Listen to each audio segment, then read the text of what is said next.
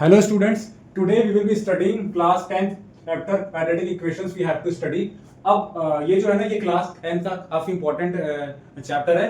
So today firstly we will be studying about introduction of this chapter. अब देखिए इसमें जो हमारे पास फर्स्ट पॉइंट आता है what is the meaning of the quadratic equation. ठीक है, what is the meaning of the quadratic equation. अब देखिए इक्वेशन का मींस क्या होता है. इक्वेशन का मींस होता है जहां पे इक्वल टू का आ रहा है साइन. ठीक है, इक्वेशन का मींस क्या होता है जहां पे आपका इक्वल टू का साइन आ रहा है. ठीक है, अब देखिए ये क्या लिखिए हमारे पास, this is the definition of the quadratic equation. Any equation of the form px equals to 0 where px is a polynomial of degree 2 is a quadratic equation. ठीक है, देखिए इसका क्या मतलब है. इक्वेशन मींस क्या होता है जहां पे इक्वल टू का साइन होता है. ठीक है, इक्वेशन मींस क्या होता है जहां पे इक्वल टू का साइन होता है. ठीक है, अब देखिए इसमें क्या लिखा हुआ है, any equation of the form px equals to 0.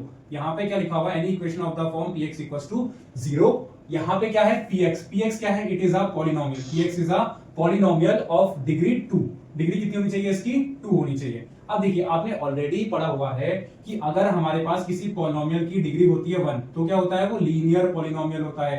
जैसे आपका सिर्फ x की पावर 1. ठीक है, यहाँ पे हमारे पास वेरिएबल की पावर कितनी है, 1 है. ठीक है, तो अगर हमारे पास डिग्री कितनी है, 1 है. अब देखिए डिग्री का मींस क्या होता है, पॉलिनोमियल में it is the highest power of the variable. ठीक है, मतलब देखिए डिग्री का मींस क्या होता है, it is the highest power of the variable in the polynomial. It is the highest power of the variable in the polynomial. ठीक है ना. अब देखिए एक बात सुनिए, अगर क्या हमारे पास है डिग्री है 1 तो उसको भी कॉल इट लीनियर पॉलिनोमियल. ठीक है ना. सपोज कीजिए इसके और भी एग्जांपल्स हो सकते हैं, x प्लस का 2 हो सकता है. ठीक है, अब देखिए एक बात सुनिए, ये क्या है हमारे पास एक पॉलिनोमियल है और इस पॉलिनोमियल की डिग्री कितनी है, 1 है. ठीक है, तो अगर क्या हमारे पास है डिग्री है 1 उसको भी कॉल इट लीनियर पॉलिनोमियल. ठीक है, अगर हमारे पास क्या है डिग्री है 2. ठीक है, तो उसको भी कॉल इट क्वाड्रेटिक पॉलिनोमियल. उसको भी कॉल इट क्या, क्वाड्रेटिक पॉलिनोमियल. जैसे इसके एग्जांपल्स हो जाएंगे x स्क्वायर प्लस का 2x. ठीक है, अब देखिए ये क्या है हमारे पास एक पॉलिनोमियल है, लेकिन इसमें क्या है हमारे पास highest power of the variable. Variables क्या होता है, x y z p q r, ये सब वेरिएबल्स होते हैं जो चेंज होते रहते हैं. ठीक है,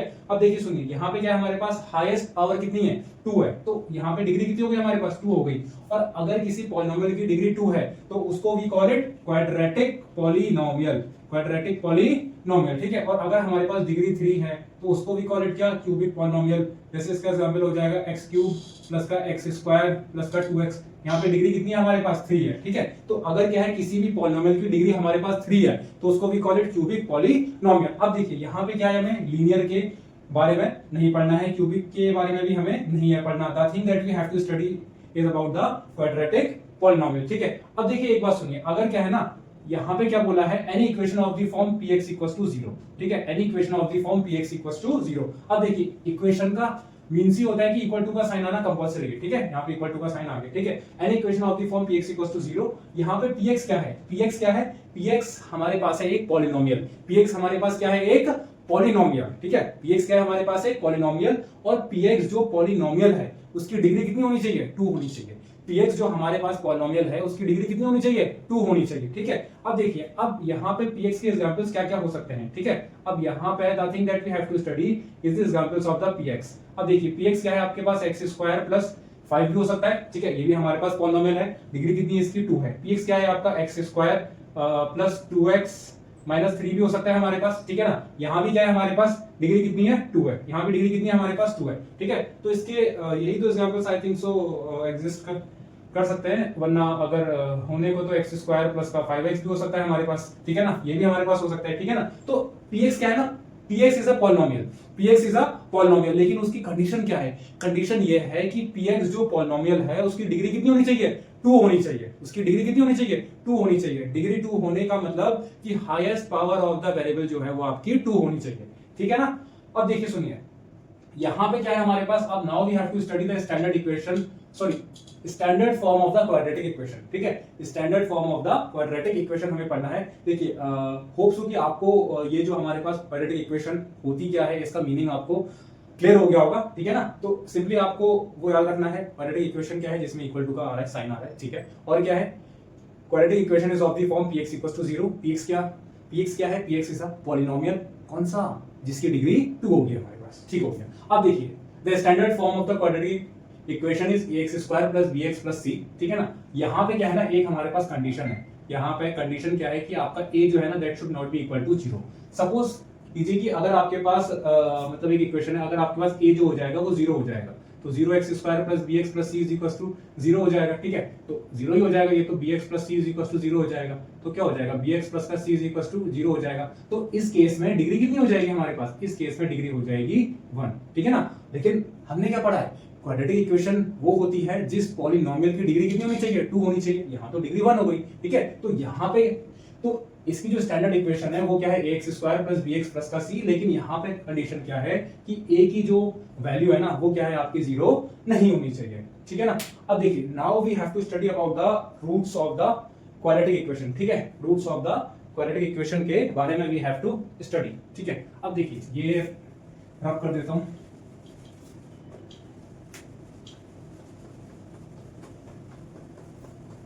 अब देखिए, जो हमारे पास नेक्स्ट टॉपिक है वो है roots of the quadratic equation. Roots of quadratic equation.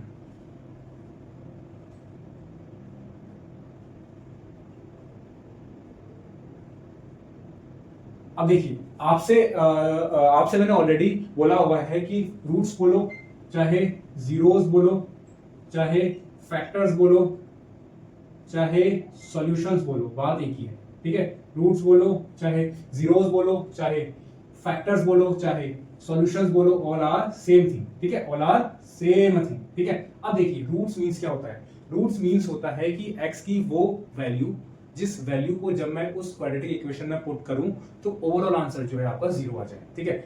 Roots का मींस क्या हो जाएगा, रूट का मतलब ये हो जाएगा x की वो वैल्यू जब मैं उस वैल्यू को उस क्वाड्रेटिक इक्वेशन में पुट करूं तो ओवरऑल आंसर जो आएगा वो आपका 0 आ जाएगा, ठीक है। सपोज आपके पास एक इक्वेशन है x² plus 3x plus 2 is equal to 0, ठीक है ना। अब देखिए, मेरे को क्या पता है कि जैसे अगर इसको मैंने सॉल्व करा, ठीक है, तो क्या हो जाएगा, x², इसको I will solve via mid term splitting, इसको I will solve via mid term splitting, ठीक है। अब देखिए, चाहे आप बोलो मिड टर्म स्प्लिटिंग या फिर आप बोलो फैक्टराइजेशन मेथड या फिर आप बोलो फैक्टराइजेशन मेथड, बात एक ही है, ठीक है। बोथ आर सेम थिंग, ठीक है। नाम अलग अलग है लेकिन मेथड तरीका एक ही है, ठीक है। हमें क्या है, यहाँ पे 2 के ऐसे फैक्टर्स करने हैं कि पॉजिटिव अरेंजमेंट के साथ कितना आ जाए, 3 आ जाए। मिड टर्म स्प्लिटिंग आपको मैंने ऑलरेडी काफी अच्छे से एक्सप्लेन करा हुआ है, तो you can check it out in the polynomial chapter video, ठीक है। अब देखिए, यहाँ पे क्या है, मैं 2 के ऐसे फैक्टर्स करने हैं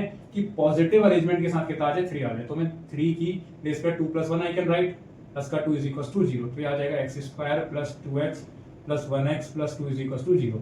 यहाँ से x कॉमन आ जाएगा तो ये बच जाएगा x प्लस का 2, यहाँ से प्लस 1 कॉमन आ जाएगा तो ये बच जाएगा x प्लस का 2। तो क्या हो जाएगा, x प्लस का 1 और x प्लस का 2 इज इक्वल टू 0 आ जाएगा ये हमारे पास, ठीक है ना। अब क्या हो जाएगा, x plus 1 is equal to 0, तो x हो जाएगा आपके पास माइनस का 1 और ये हो जाएगा आपका x प्लस का 2 इज इक्वल टू 0, तो यहाँ पे x हो जाएगा आपका माइनस का 2 हो जाएगा, ठीक है। अब देखिए, एक बात सुनिए, अब क्या है ना, अब अगर मैं इस पॉलिनोमियल में -1 पुट करता हूँ, ठीक है, ये मेरे पास क्या है, पॉलिनोमियल इन x, ठीक है। अब अगर मैं इसमें क्या है, -1 पुट करता हूँ, ठीक है, मतलब -1 पुट करने का क्या मतलब कि x की प्लेसेस पे मेरे को -1 पुट करना है, ठीक है। -1 पुट कर देता हूँ, -1 का स्क्वायर हो जाएगा, प्लस का क्या था 3, -1 प्लस का 2 आ जाएगा आपके पास। -1 का स्क्वायर तो 1 ही हो जाएगा, प्लस माइनस -3 प्लस का 2, तो 3 -3 कितना आ गया, 0 आ गया ना, ठीक है। तो देखिए, एक बात सुनिए, तो क्या है ये x - 1 क्या है, x इज इक्वल टू -1 क्या है, root of this quadratic equation, ठीक है। तो रूट का मीनिंग आपको क्लियर हो गया होगा कि x की वो वैल्यू जिस वैल्यू को जब मैं उस क्वाड्रेटिक इक्वेशन में पुट करता हूं तो ओवरऑल आंसर मेरे पास कितना आता है, 0 आता है, ठीक है ना। x की वो वैल्यू जब मैं उस वैल्यू को क्वाड्रेटिक इक्वेशन में पुट करता हूं तो मेरे पास ओवरऑल आंसर कितना आता है, 0 आता है, ठीक है। अब देखिए, अगर आपने क्या है ना, अगर आपने क्या लगा दिया, -2 लगा दिया, सपोज कीजिए x की जगह पे नाउ यू हैव पुट -2, ठीक है, पुट कर लेते हैं। -2 का स्क्वायर आ जाएगा, प्लस 3 - 2 प्लस का 2 था, यह आ जाएगा 4 प्लस माइनस 3 2 6 प्लस का 2, तो 4 - 6 - 2 प्लस 2, 0 आ रहा है। इसका मीन्स क्या है, x equals to -2 is also a root, ये भी क्या है हमारे पास एक रूट है ऑफ दिस क्वाड्रेटिक इक्वेशन। इसी के साथ आपको शायद रूट क्या होता है उसका मीनिंग समझ में आ गया होगा। Root is simply the value of the x, root is simply the value of the x. और उस वैल्यू को जब आप क्वाड्रेटिक इक्वेशन में पुट करेंगे तो आपका ओवरऑल आंसर जो आएगा वो कितना आ जाएगा, 0 आ जाएगा। ठीक है, तो root is simply the value of the x, और जब आप उस वैल्यू को क्वाड्रेटिक इक्वेशन में पुट करते हैं तो आपको ओवरऑल आंसर में कितना आ जाएगा, 0 आ जाएगा। ठीक है, अब now we have to study the next topic कि हम कौन कौन से मेथड्स के through root of the quadratic equation को निकाल सकते हैं। ठीक है, कर देता हूं उसको।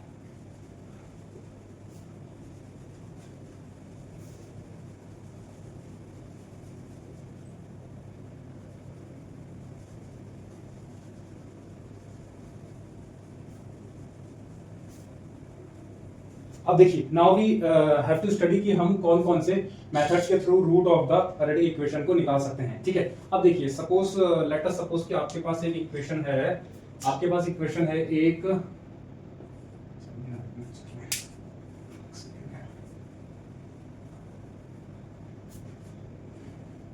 आपके पास एक इक्वेशन है, क्या कहते हैं, x square plus 7x plus का 6। ठीक है, ये आपके पास इक्वेशन है। अब देखिए, अब now you have to find the roots, आपको क्या है, इसके रूट्स निकालने हैं। ठीक है, अब रूट्स निकालने के लिए आपके पास क्या है, दो तरीके हैं। ठीक है, पहला क्या है, आप ना मिडिल टर्म स्प्लिटिंग के थ्रू भी निकाल सकते हैं, जैसे अभी हमने करा था मिडिल टर्म स्प्लिटिंग के थ्रू, या फिर इसका एक और नाम क्या है, फैक्टराइजेशन मेथड, या फिर इसका एक और नाम क्या है, फैक्टराइजेशन मेथड। ठीक है ना, फैक्टराइजेशन मेथड। अब देखिए, इसमें क्या है, आपको 6 के ऐसे फैक्टर्स करने हैं कि पॉजिटिव अरेंजमेंट के साथ आ जाए कितना, 7 आ जाए। ठीक है, इसमें आपको अब क्या करना होता है, 6 के ऐसे फैक्टर्स करने हैं कि पॉजिटिव अरेंजमेंट के साथ कितना आ जाए, आपके पास 7 आ जाए। ठीक है ना, अब देखिए यहाँ पे, हाँ, आपको स्टार्टिंग में अभी यहाँ पे एक्स स्क्वायर का जो कोफिशिएंट है वो कितना है, 1 है। ठीक है, तो अब देखिए, आपको ये जो आपके पास जैसे ये जो यहाँ पे देखिए, एक्स स्क्वायर का जो कोफिशिएंट होता है वो होता है a, एक्स का जो कोफिशिएंट होता है वो होता है b, और जो लेफ्ट आउट है वो कितना होता है, c, जो बच गया है वो क्या होता है, c होता है। These are typically the values of a, b and c। ठीक है, अब देखिए यहाँ पे आपको ना क्या है, जो ये हमारे पास एक्स स्क्वायर का जो कोफिशिएंट होगा, एक्स स्क्वायर का जो कोफिशिएंट होगा, और ये जो लेफ्ट आउट c वाली वैल्यू होगी ना, उसकी आपको क्या करनी है, मल्टीप्लाई करनी है। मल्टीप्लाई करा तो एक्स स्क्वायर का भी कोफिशिएंट कितना है, 1, इनटू का क्या आ जाएगा, 6, ये कितना आ जाएगा, 6। तो यहाँ पे तो कोई फर्क नहीं पड़ा। सपोज कीजिए कि अगर यहाँ पे 1 के बजाय 2 होता, यहाँ पे अब क्या होता, 2x स्क्वायर होता। सपोज कीजिए कि यहाँ पे अगर 2x स्क्वायर होता, ठीक है, तो यहाँ पे क्या है, फिर आपका फिर क्या हो जाता है, यहाँ पे 2 इंटू का 6, 12 के फैक्टर्स करने पड़ते फिर आपको। ठीक है, फिर आपको क्या है, 12 के फैक्टर्स करने पड़ते। ठीक है, अब देखिए यहाँ पे क्या है, हमारे पास था 1, तो 6 इंटू 1 कितना आता, 6 ही आता हमारे पास। ठीक है, तो यहाँ पे मतलब ऐसा यहाँ पे कुछ भी फर्क नहीं पड़ेगा। ठीक है ना, लेकिन अगर क्या है, क्योंकि यहाँ पे था 1, यहाँ पे एक्स स्क्वायर का जो कोफिशिएंट था वो था 1, अगर यहाँ पे 2 होता तो फर्क बिल्कुल पड़ जाता। ठीक है ना, तो आपको क्या ध्यान देना है, एक्स स्क्वायर का जो कोफिशिएंट होता है वो होता है a, एक्स का जो क्या कोफिशिएंट होता है वो होता है b, और लेफ्ट आउट जो होता है वो होता है c। कोफिशिएंट क्या होता है, उसके आगे जो स्टिक है along with the sign. Coefficient क्या होता है, उसके आगे जो स्टिक है along with the sign. X square आगे क्या स्टिक है, एक्स स्क्वायर के आगे क्या स्टिक है, एक्स स्क्वायर के आगे क्या स्टिक है, 1 स्टिक है along with the sign. Sign तो है प्लस, प्लस 1 आ जाएगा, फिर ये कितना आ जाएगा आपके पास, प्लस का 1 आ जाएगा। एक्स के आगे क्या स्टिक है, 7, एक्स के आगे आप क्या स्टिक है, मतलब एक्स के साथ क्या स्टिक है, उसको भी कॉल इट कोफिशिएंट। कितना स्टिक है, 7, 7, 7, साइन क्या है, प्लस, तो प्लस 7 आ जाएगा। अब जो बच गया वो आपका सी आ गया, सी कितना आ गया फिर आपका, ये आपका आ जाएगा प्लस का 6। ठीक है, तो अलोंग विद द साइन इसलिए ले रहे हैं हम ताकि ऐसा कुछ मिस्टेक्स ना हो। ठीक है ना, तो ये c कितना आ जाएगा आपका, 6 आ जाएगा। ठीक हो गया। अब देखिए सुनिए, अब क्या है, हमें 6 के ऐसे फैक्टर्स करने हैं, 6 के ऐसे फैक्टर्स करने हैं कि पॉजिटिव अरेंजमेंट के साथ कितना आ जाए, 7 आ जाए हमारे पास। ठीक है, तो क्या करेंगे, एक्स स्क्वायर प्लस का 7 को हमने क्या लिख दिया, 6 प्लस का 1, एक्स स्क्वायर प्लस का 6 इंटू एक्स, 6x प्लस का 1x प्लस का 6, तो x आ जाएगा कॉमन, तो x प्लस का 6 बच जाएगा, प्लस का 1, x प्लस का 6 बच जाएगा, x प्लस का 6, x प्लस का 1 इज इक्वल टू 0। तो एक बार क्या ले लेंगे, x प्लस का 6 इक्वल टू 0, एक बार आ जाएगा x इक्वल टू -6, इसका एक रूट आ गया ये, और x plus 1 is equal to 0, x आ जाएगा -1। ठीक है, तो क्या आ गए, -6 और 1, ये क्या आ गए, इसके दो रूट्स आ गए। ठीक है, ये क्या आ गए, इसके दो रूट्स आ गए। आप इनको रूट्स बोल सकते हैं, वरना क्या है, आप इनको फैक्टर्स बोल सकते हैं, वरना आप इनको फैक्टर्स बोल सकते हैं। ठीक हो गया। अब देखिए सुनिए, अब आपको ना एक चीज का ध्यान रखना है, जितनी डिग्री होती है ना उतने ही क्या है रूट्स भी आते हैं, फैक्टर्स भी आते हैं। अगर क्या मान लो हमारे पास डिग्री 2 है तो रूट्स भी 2 ही आएंगे। This thing you have to keep in mind, ठीक है। अगर आपके पास कोई भी इक्वेशन गिवन है, अगर उसकी डिग्री 2 दे रखी है तो उसके रूट्स कितने आएंगे, 2 आएंगे।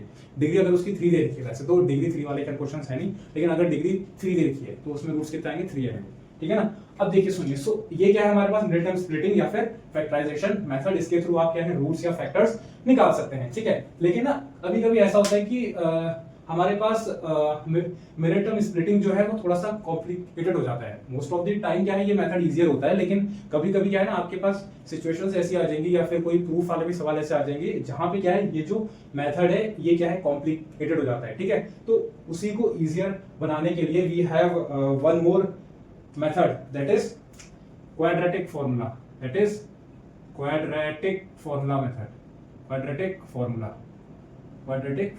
ठीक है। अब देखिए इसमें क्या है, आपको क्या निकालना पड़ता है, पहले d निकालना पड़ता है। d क्या होता है, discriminant.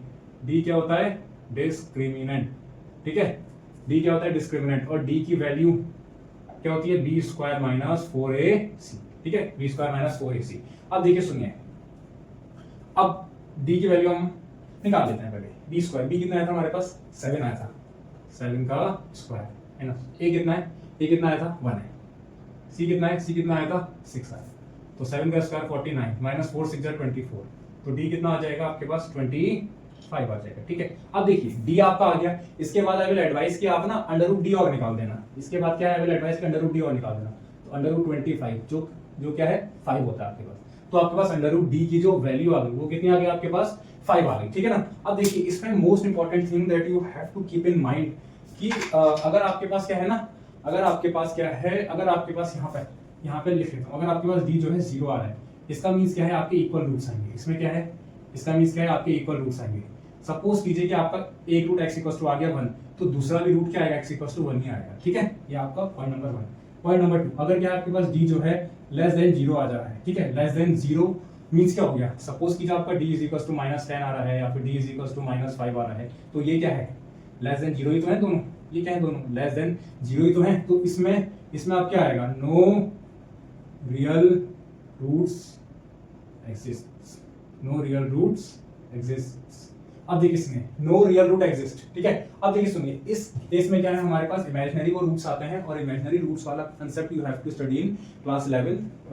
In class 11th you have to study with this concept. आपका शायद उसमें कॉम्प्लेक्स नंबर में आ जाएगा, ठीक है ना। तो ये जो इमेजिनरी रूट्स का कॉन्सेप्ट है, this thing you have to study in class 11th। अभी अगर आपके पास क्या है ना, अगर किसी सवाल में डी की वैल्यू जो है लेस देन 0 आ रही है या फिर नेगेटिव में ही होगी, लेस देन 0 मींस क्या आ जाएगा, डी की वैल्यू नेगेटिव में। तो अगर आपके पास डी की वैल्यू नेगेटिव में आ रही है तो क्या है, वहां पे आपको सिंपली लेके आ जाना है नो रियल रूट्स एग्जिस्ट, ठीक है। वहां पे आपको उसको सॉल्व नहीं करना है, ना ही आप कर सकते हैं, मेथड ही नहीं है इन क्लास 10, ठीक है। In class 11 you will be studying, ठीक है। अगला है हमारे पास ये वाला मोस्ट इंपॉर्टेंट है, अगर डी की वैल्यू ग्रेटर देन 0 होगी तो इसमें क्या होगा, टू डिस्टिंक्ट मतलब अलग अलग, यूनिक रियल रूट्स एग्जिस्ट, ठीक है ना। इसमें क्या है आपके 2 रूट्स आएंगे, अलग अलग आएंगे।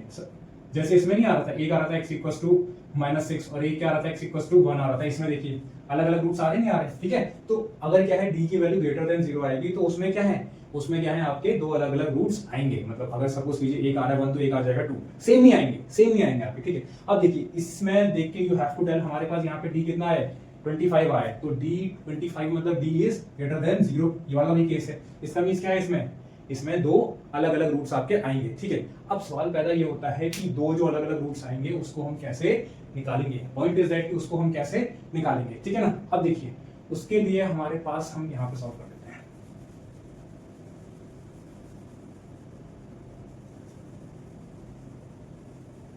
यहाँ पे वी आर सॉल्विंग की वो रूट्स हमें है कैसे हमें निकालने, ठीक है। अब देखिए उसके लिए क्या तरीका है, x equal to -b plus under root D upon में 2, एक तो ये होगा, और एक रूट होगा x equal to -b minus under root D upon में 2। अब इसको कंबाइन करके इसको ऐसे भी लिख सकते हैं, -b plus minus under root D upon में 2, इसको ऐसे भी लिख सकते हैं, ठीक है। अब देखिए अब इन दोनों में क्या फर्क है, इन दोनों में सिर्फ क्या है ना, यहाँ पे है प्लस, यहाँ पे है माइनस, सिर्फ इतना ही भाई फर्क है, बाकी और कुछ फर्क नहीं है, ठीक है। सॉल्व कर लेते हैं, x इक्वल टू माइनस का b, यहाँ पे ABC में कितना आया था, सॉरी आपके पास इक्वेशन थी एक्स स्क्वायर प्लस का 7x प्लस का 6। तो एक्स स्क्वायर का जो होता है कोफिशिएंट वो होता है 1, तो a कितना आ जाएगा 1, b कितना आ जाएगा आपका 7, that is the coefficient of the x, और c कितना आ जाएगा आपका, c आ जाएगा 6 आ जाएगा। ठीक हो गया, ये आ गया आपका 6 आ जाएगा। अब देखिए सुनिए, अब क्या था माइनस b माइनस का 7 प्लस का अंडर रूट d कितना है हमारे पास 5 है, अभी हमने निकाला है 5 अपॉन में 2 है, a कितना है 1 है, 2 into का 1, तो x कितना आ जाएगा माइनस 7 प्लस 5 कितना माइनस 2 अपॉन में 2, 2 से गया 2, x कितना आ जाएगा माइनस का 1। देखिए सेम आ रहा है, ये देखिए आ रहा है सेम। अगला निकाल लेते हैं। अगले में आप क्या करना है, आपको सिर्फ बीच का साइन चेंज करना है। माइनस 7 माइनस अंडर रूट 5 कितना है 5 अपॉन में 2 है, 2 into का 1, ये आ जाएगा माइनस 12 अपॉन में 2, 2 1 2 6 12, तो x कितना आ जाएगा आपका माइनस का 6 आ जाएगा। ठीक है, सो ऐसे क्या है ना, मतलब अगर हमें क्या है किसी भी क्वाड्रेटिक इक्वेशन के रूट्स निकालना है तो हमारे पास दो तरीके हैं। पहला क्या है मिड टर्म स्प्लिटिंग या फैक्टराइजेशन बाय मेथड, सेकंड क्या है क्वाड्रेटिक फार्मूला मेथड। ठीक है, क्वाड्रेटिक फार्मूला मेथड। ठीक है, अब देखिए मोस्ट ऑफ द टाइम अगर आपको देखिए अगर आपसे नहीं लिखा हुआ है कि आपको किस मेथड के थ्रू सॉल्व करना है, ठीक है, तो वहां पे आप दोनों में से कोई भी अप्लाई कर सकते हैं। But the point is that कि अगर स्पेशली मेंशन्ड है कि you have to solve this via quadratic formula method, then आपको ये करना पड़ेगा। ठीक है, पहले आपको अब क्या करना है, पहले आपको क्या निकालना है, इसमें d निकालना है। d stand for discriminant. d का क्या फॉर्मूला होता है, b square minus 4ac। d आ जाएगा आपका, d के बाद क्या निकालना है आपको, अंडर रूट d निकालना है, वो आ जाएगा आपके पास। ठीक है, अब देखिए उसके बाद आपको क्या है, ये हमारे पास रूट 1 है, ये हमारे पास रूट 2 है। ठीक है, अब इसका क्या फॉर्मूला है, माइनस बी प्लस का अंडर रूट डी अपॉन में 2 है।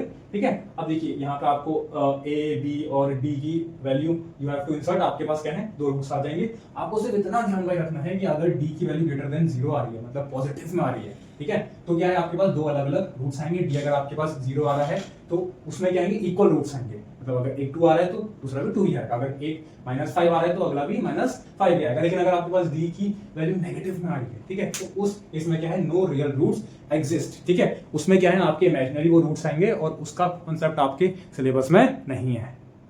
Thank you.